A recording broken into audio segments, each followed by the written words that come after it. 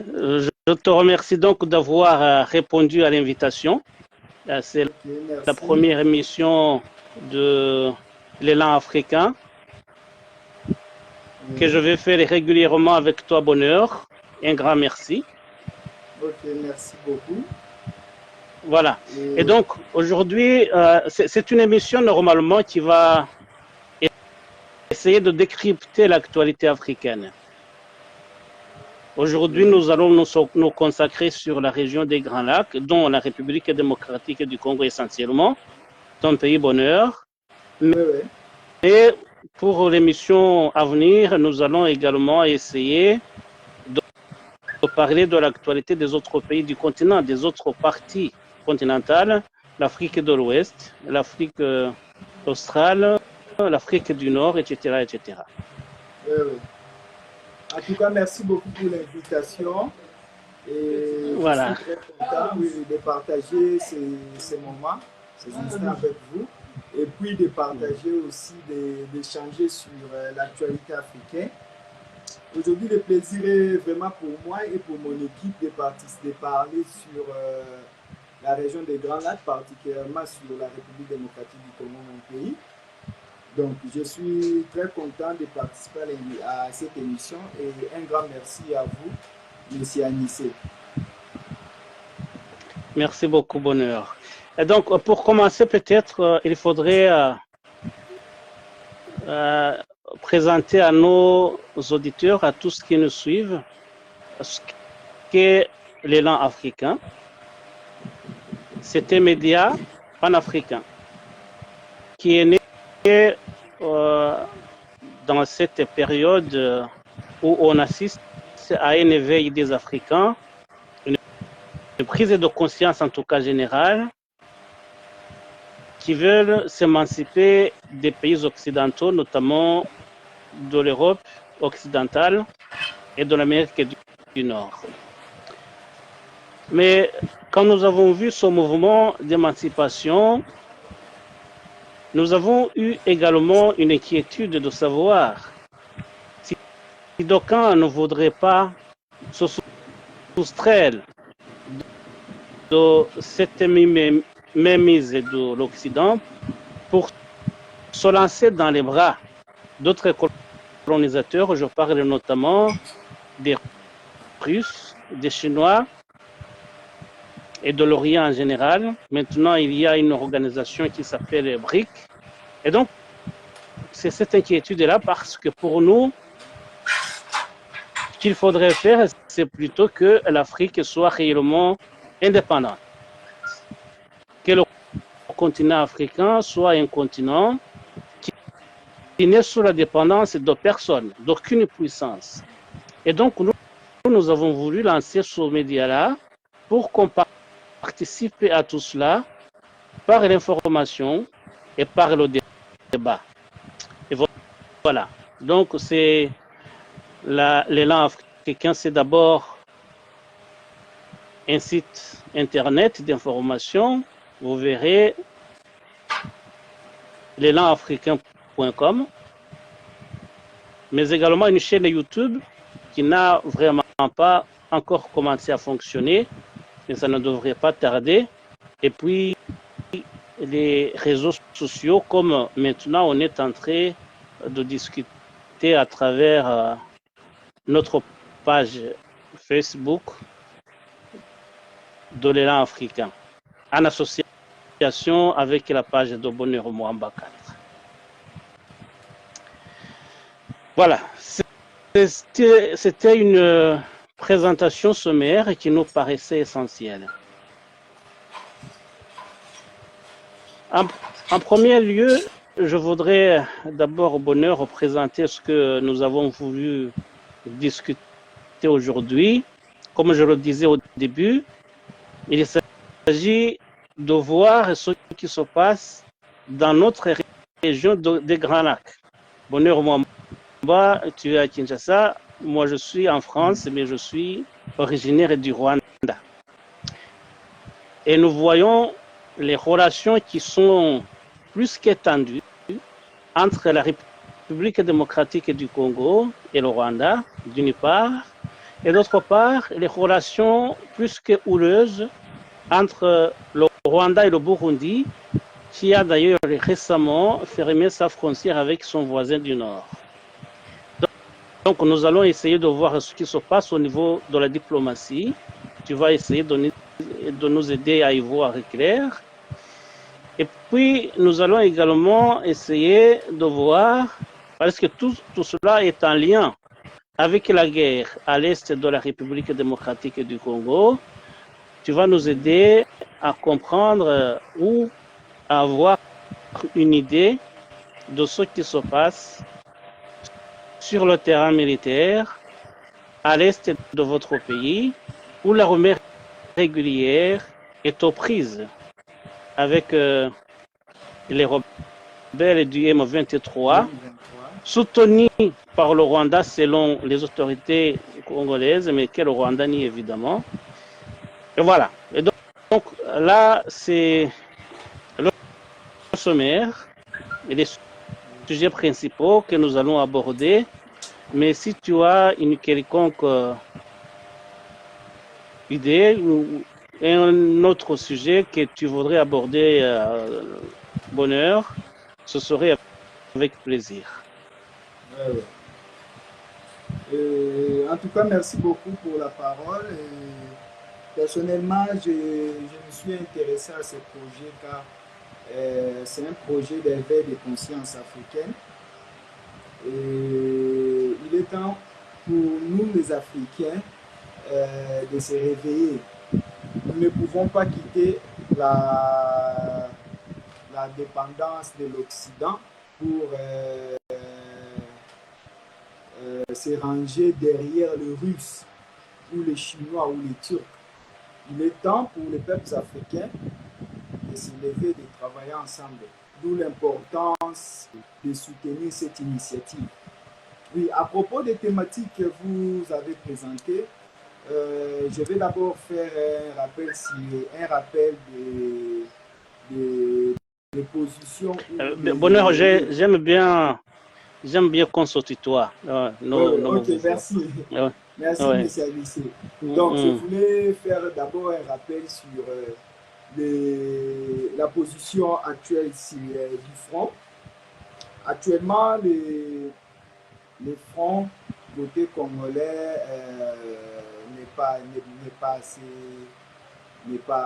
les nouvelles ne sont pas bonnes. Et jusqu'à ce soir, il y a un nombre très massif, il y a un nombre important de déplacés congolais. La population congolaise souffre. Il y a les M23 qui mènent une offensive actuellement aux portes de Goma. Et nous prions à ce que l'armée régulière arrive à stopper cette provocation et cette action. Bon, là, peut-être que nous allons revenir sur la situation militaire sur le terrain. Mais commençons d'abord, comme nous l'avons dit, dans l'ordre. Je voudrais d'abord, tu sais, nous avons assisté à une cérémonie grandiose de la prestation de serment du président Félix Tshisekedi, que je félicite d'ailleurs, après sa réélection au poste de chef de l'État de la République démocratique du Congo. Nous avons assisté à cette cérémonie à laquelle ont assisté plusieurs chefs d'État et de gouvernement africains, et puis plusieurs délégations des pays étrangers, et il a reçu des messages de félicitations de beaucoup d'autres pays. Mais il y avait une absence très remarquable, c'est l'absence de Paul Kagame ou d'un quelconque représentant du président rwandais. Et pour cause, parce qu'il n'avait pas été invité. Et donc, sur le plan diplomatique, ça veut dire beaucoup. C'est que, tout simplement, le président Tshisekedi avait accusé officiellement, surtout lors de la campagne électorale, le président rwandais de soutenir les rebelles du M23. Et il avait employé des fois des mots très forts. Et donc, on a constaté que les Congolais, envers aux Rwandais en général, mais surtout au président rwandais et ses subordonnés, ses collaborateurs. Alors, une question d'abord très simple, Bonheur. Est-ce que quand tu circules dans les rues de Kinshasa, si tu tends le micro, si tu interroges comme cela dans un quelconque salon un Congolais ordinaire, est-ce que tu sens cette inimitié à l'égard des Rwandais de la part des citoyens congolais? Oui, oui. Sans pourtant le cacher, actuellement, il existe une inimitié énorme entre les peuples congolais et les Rwandais. Bon, la situation est un peu plus partagée. Les peuples rwandais et congolais partagent des... Donc, c'est vraiment un peuple frère. Vous avez par exemple la frontière, la frontière entre la ville de Goma et Gisenyi. C'est parmi les frontières les plus fréquentées au monde, la frontière de la petite barrière. Donc, il y a vraiment, il y a cette fraternité entre les deux peuples, mais cette fraternité est prise à mal par les actions politiques du président rwandais, Paul Kagame. Et du côté de l'Ouest ici, c'est vraiment difficile pour les peuples congolais d'accepter les Rwandais. Moi, je suis de l'Ouest, je suis de Kinshasa. Nous savons, lorsque nous parlons de Rwandais, nous savons les réactions des Kinois, par exemple, des Congolais. Et contrairement à la population de l'Est, à l'Ouest, ici, les Congolais ne sont pas prêts à accueillir les Rwandais. Et je me souviens, lorsque j'ai réalisé un direct, je crois que c'était avec vous et un autre frère rwandais. J'avais vu la réaction des Congolais, la réaction de mes abonnés. C'était pas facile de les faire croire que non, au Rwanda, il y a des Rwandais qui ne partagent pas la vision de Kagame. C'était vraiment difficile. Et tous étaient contre cette émission. Les gens me disaient, mais comment vous pouvez inviter ceux qui tuent nos frères à l'Est? Donc, voilà l'essence du travail que je mène actuellement, c'est d'essayer de faire comprendre aux Congolais que notre adversaire, ce n'est pas les peuples rwandais, mais notre adversaire, c'est comme moi j'aime l'appeler, c'est les terroristes en chef, Paul Kagame. C'est lui qui tue nos populations, ce ne sont pas les peuples rwandais. Les peuples rwandais aussi sont victimes de la barbarie du régime du FPR. Donc, c'est pas facile, mais nous travaillons pour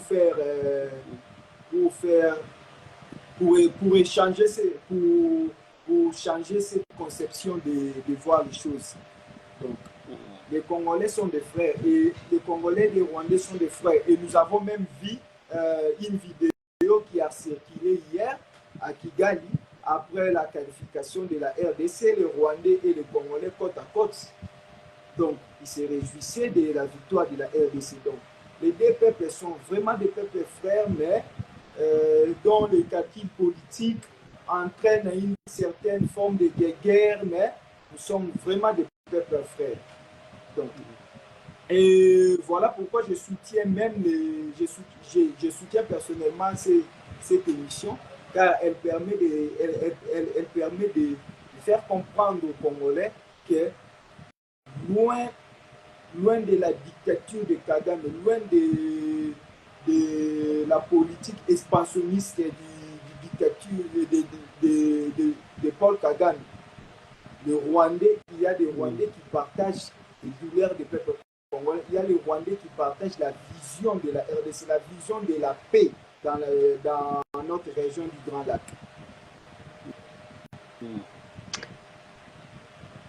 Donc c'est en tout cas, voilà. C'est en tout cas bien de vous l'entendre dire, vous autres Congolais, pas seulement toi, Bonheur, mais c'est aussi ce qu'avait déclaré Félix Tshisekedi plusieurs fois, que les Rwandais ont plutôt besoin d'être aidés pour se libérer de la dictature du pouvoir en place actuellement. Ce qu'a répété d'ailleurs un certain Évariste Ndayishimiye lorsque il était à Kinshasa. Il était venu pour la prestation de serment de son homologue congolais. Mais comme il est aussi en charge de la jeunesse africaine, tu as suivi les échanges qu'il a eus avec un panel de jeunes congolais et venus d'ailleurs. Et puis il a déclaré effectivement que lui aussi, il a des difficultés à dialoguer avec son homologue rwandais et qu'il espérait que la jeunesse rwandaise allait user de toutes ses forces pour se libérer de ce pouvoir, ce qui a d'ailleurs provoqué des réactions très violentes de la part du pouvoir rwandais. Toi qui es à Kinshasa, quand vous voyez aussi que au Burundi, ça ne va pas entre le Burundi et le Rwanda, ça doit vous faire dire que vous avez raison, puisque d'ailleurs au sud aussi du Rwanda, il y a des problèmes avec le pouvoir du FPR de Paul Kagame. Quelles ont été les réactions des autorités rwandaises, congolaises, à propos des déclarations d'Evariste Ndayishimiye? Un problème de connexion peut-être?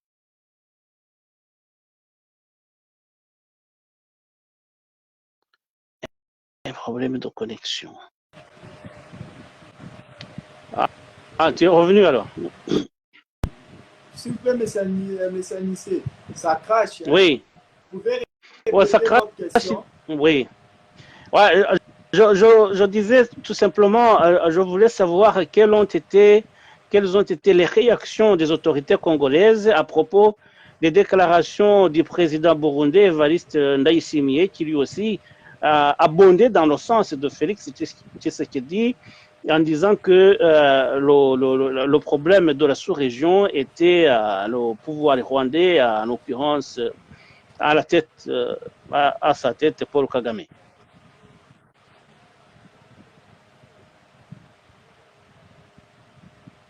Pardon, répétez la question. Alors, je disais, lorsque Evariste Ndayishimiye était à Kinshasa, il a aussi dit, comme son homologue congolais, votre chef d'État, qu'il a des problèmes avec le voisin du Nord, le Rwanda, et qu'il espérait que la jeunesse du Rwanda allait user de toutes ses forces pour se libérer du pouvoir de Paul Kagame. Cela d'ailleurs avait provoqué des réactions violentes de la part du pouvoir de Kigali.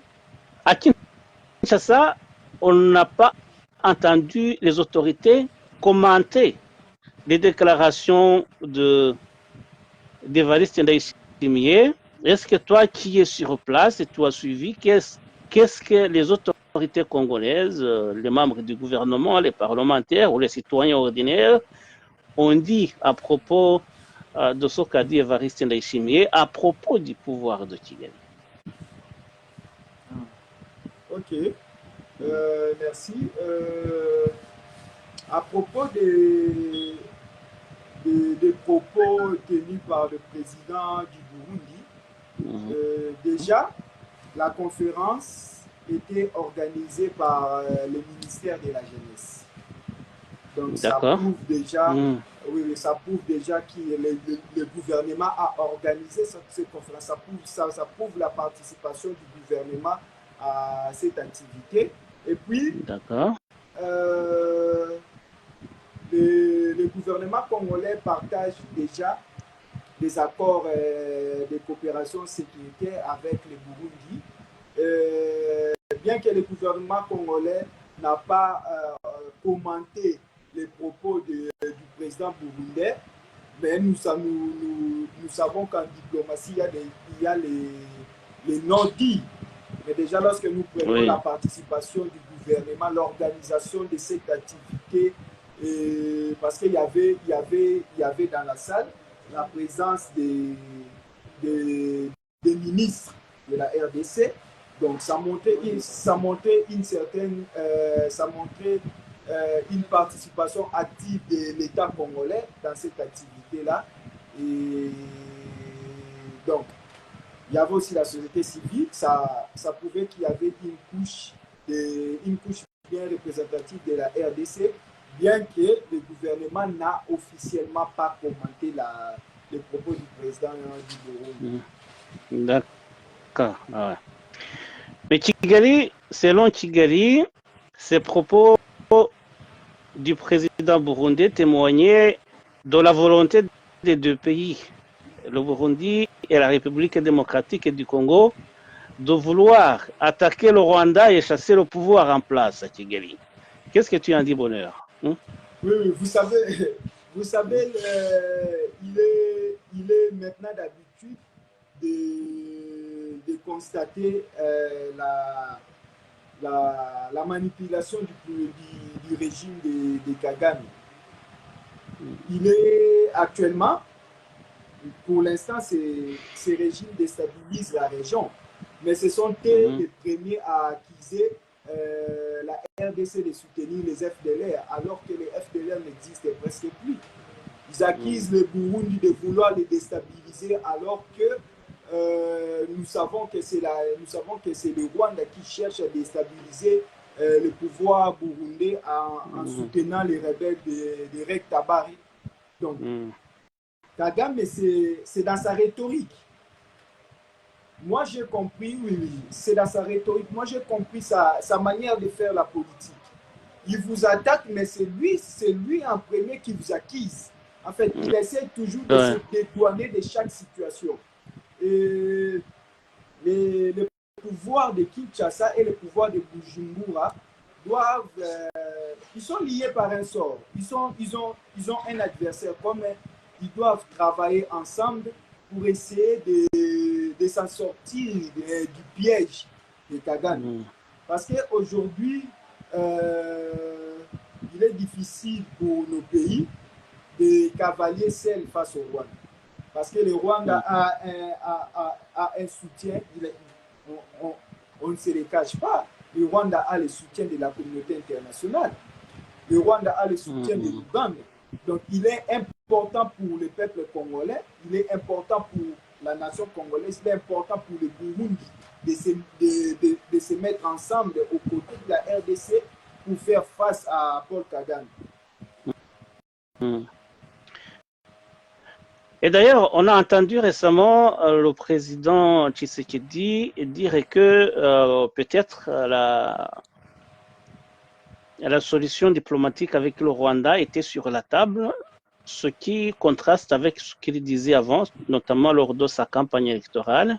Est-ce que tu sens réellement à Kinshasa une volonté d'assouplir un peu la position qui était celle de la campagne électorale et peut-être de s'asseoir sur une table de négociation avec le pouvoir rwandais?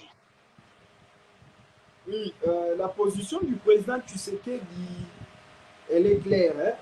Ici, nous devons vraiment, ici, je vais vraiment intervenir en tant qu'analyste. Nous devons faire la différence entre les discours tenus lors des campagnes électorales et puis l'action, si je peux dire, l'action diplomatique et l'action gouvernementale. Kinshasa n'a jamais fermé la porte à la diplomatie. Kinshasa n'a jamais fermé la porte à la diplomatie, mais Kinshasa est catégorique. On n'a pas à négocier avec les M23. S'il faut négocier, c'est en négociant avec le Rwanda, mais pas par n'importe pas par une situation où le Rwanda est dans une position de force. Non. S'il faut négocier, c'est avec le Rwanda, mais lorsque les militaires rwandais vont se retirer des territoires congolais. Donc, s'il faut négocier, c'est pendant ces moments-là. Le Rwanda se retire. Premièrement, le Rwanda doit se retirer de notre territoire et négocier à jets égales. Donc, on négocie la RDC. Donc, la RDC négocie avec le Rwanda parce que le Rwanda a, comme je vous l'avais dit, a sa rhétorique. Elle nous accuse de soutenir les FDLR. Donc, parce que ce chapitre-là était déjà ouvert aux Américains. Les Américains mènent actuellement des problèmes.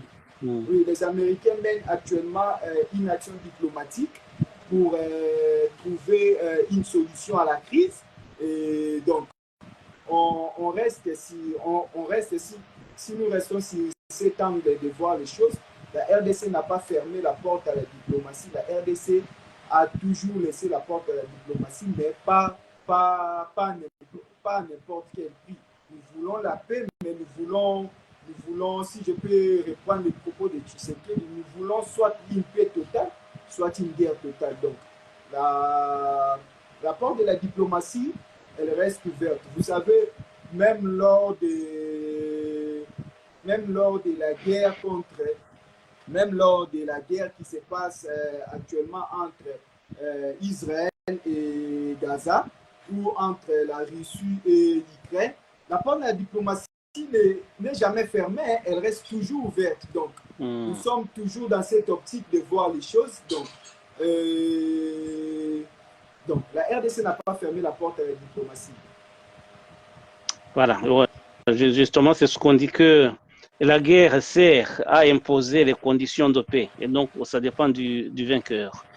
Et si nous revenons maintenant à la situation militaire sur le terrain à l'est de la République démocratique du Congo, moi, je n'arrive pas à suivre parce qu'il y a beaucoup d'informations souvent contradictoires.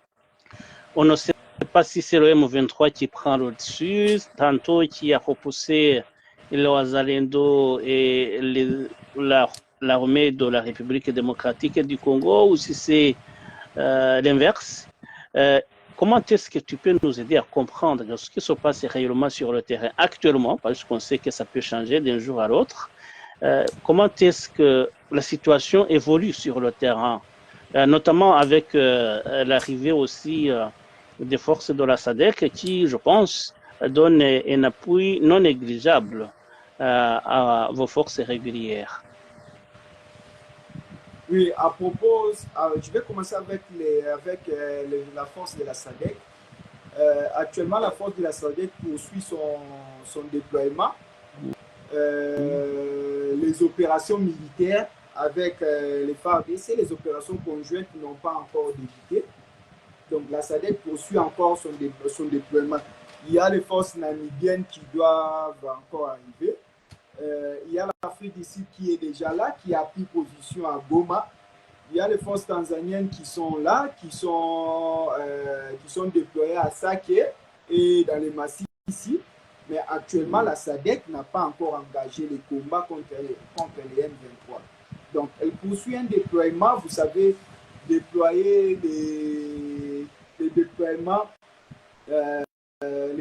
militaires, ce n'est pas facile. Déjà, lorsque vous avez une logistique qui doit arriver, et parfois, l'environnement de l'Est n'est pas si facile. Hein. Vous avez la ville de Goma qui est voisine du Rwanda. Donc, ça demande beaucoup de choses. Donc, le déploiement de la SADC se poursuit. Jusqu'à présent, la SADC n'a pas encore toutes ses forces sur le terrain, mais elle continue de se déployer. Et les opérations, tant entendu, entre la RDC et la SADC n'ont pas encore débuté. Et sur le plan militaire, on doit comprendre que la situation de l'Est n'est pas si facile. Hein. D'abord, premièrement, c'est une guerre. C'est vraiment une guerre de haute intensité. Nous avons d'une part les Wazalendo qui sont là. Nous avons de l'autre côté les FARDC qui sont là. Et puis, c'est pas facile. Déjà, l'Est, c'est pas un petit territoire. Hein. Le Nord Kivu, c'est pas un petit territoire. Quand vous prenez le territoire de Massissi, c'est vraiment un très grand territoire. vous prenez les territoires de Rutshuru. Donc, vous avez des endroits où parfois les militaires ne sont pas là. Vous avez des endroits où les rebelles peuvent marcher facilement et rencontrer des résistances. Vous allez voir à 10 à 20 km. Et actuellement, sur les lignes de front, les M23 mènent une offensive aux portes de Goma.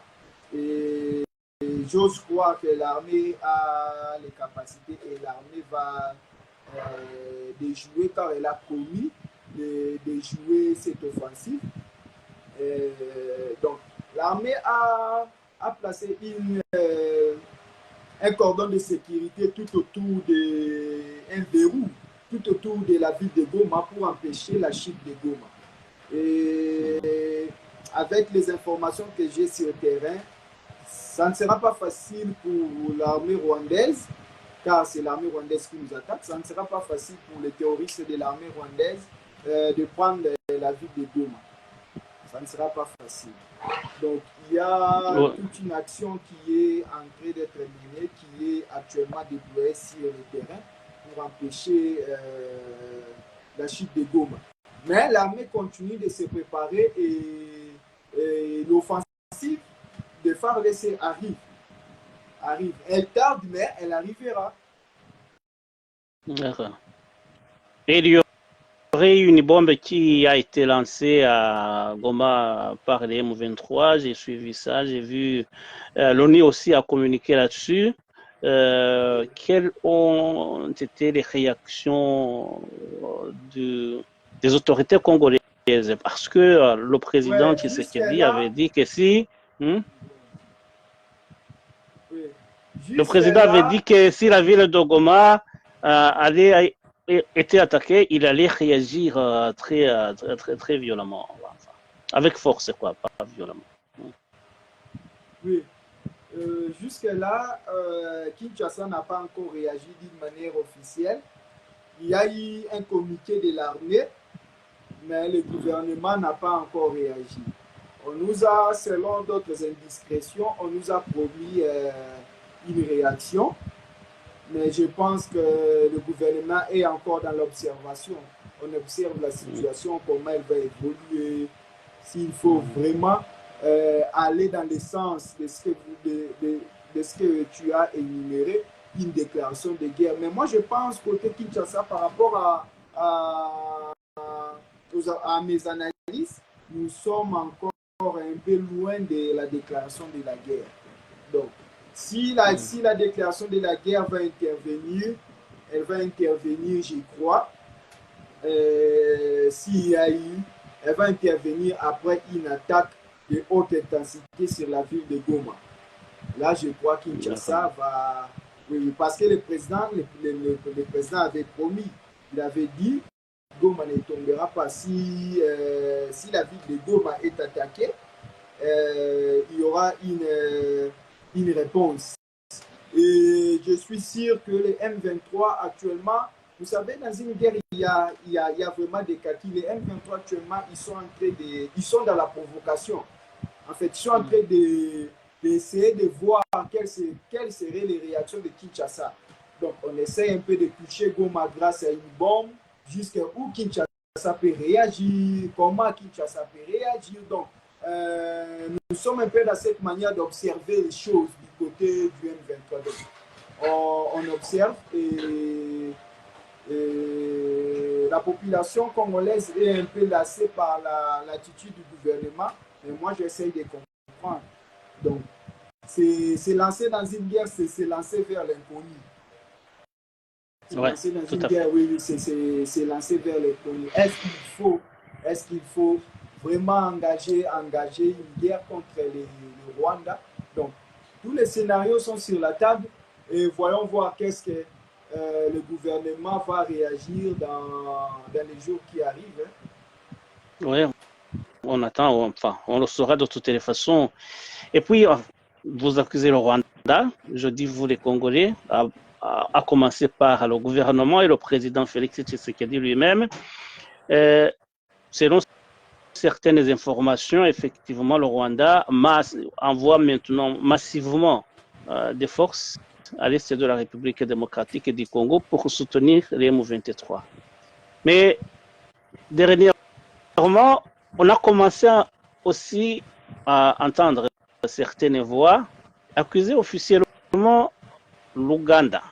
Il y aurait de la présence des forces de l'UDPF, l'armée ougandaise, aux côtés des rebelles du M23. Toi aussi, d'ailleurs, je crois que tu l'as mentionné tout à l'heure. Est-ce vrai? Est-ce qu'il y a des preuves tangibles qui prouvent que l'Ouganda participe activement à cette guerre? Jusque-là, ce sont les dénonciations des communautés locales, de la société civile du Nord Kivu, précisément du territoire de Rutshuru, qui ont observé l'entrée des troupes ougandaises. Et côté Kinshasa, jusque-là, les preuves n'existent pas. Bon, peut-être elles existent, mais elles existent à un certain niveau.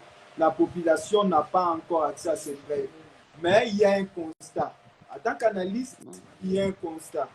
Je doute fort, les M23 ne pouvaient pas prendre la cité de Bunagana. Vous allez comprendre que la cité de Bunagana n'est pas frontalière du Rwanda. Mais la cité de Bunagana est frontalière de l'Ouganda. Donc, oui, il est presque impossible de prendre, de capturer une cité frontalière sans bénéficier du soutien de l'Ouganda. C'est presque impossible. Et selon les sources locales, à la prise de la cité de Bunagana, il y avait eu des mouvements côté ougandais. Donc, il y avait eu des mouvements militaires côté ougandais. Et tout l'espoir à la présence ougandaise sur le terrain, au côté du M23. D'accord. Bon, de toutes les façons, on va attendre l'évolution de la situation. On essaiera de suivre. Tu es là, tu nous apporteras des éléments d'information qui nous manquent à présent. De toutes les façons, on est ensemble. Et peut-être dans les prochaines émissions, on reviendra un peu sur le sujet. Dans tous les cas, bonheur, je te remercie beaucoup. On arrive à la fin de l'émission de ce samedi. J'espère te revoir bientôt. Mais si tu as une certaine observation que tu aurais oublié de mentionner ou un message à faire passer aux uns et aux autres, je te laisse le micro. Ok, merci M. Anissé. C'était un plaisir pour moi de participer à cette émission.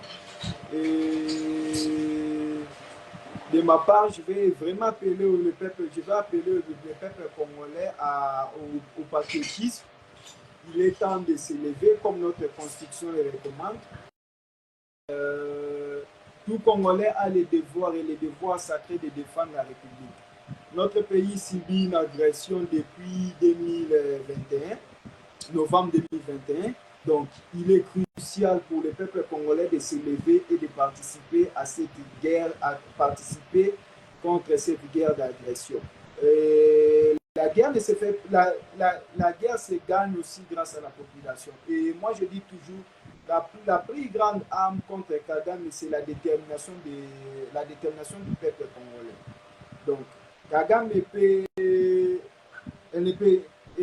ne pourra jamais vaincre notre détermination.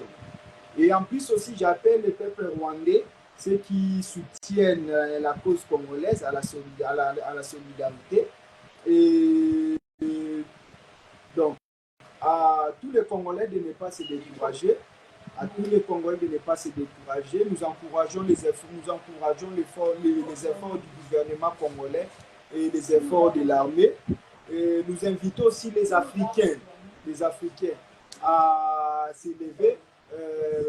Cette guerre, vous savez, cette guerre dure depuis près de 30 ans. Et 10 millions de morts, c'est trop.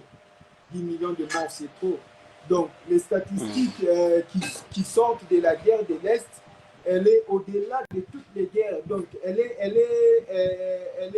si nous essayons de faire un parallélisme face à toutes les guerres connues dans le monde, après la Seconde Guerre mondiale, c'est cette guerre qui se passe à l'RDC, à l'est de notre pays. Donc, le peuple congolais, il est vraiment temps pour le peuple congolais de s'élever et de s'élever comme un seul homme pour prendre les armes, si c'est possible, et de défendre notre pays. Nous allons mener des actions incessamment sur le terrain. Et je crois aussi, je vais échanger avec vous, M. Anissé, car nous avons aussi besoin de l'encouragement et du soutien du peuple rwandais, car notre cause est liée.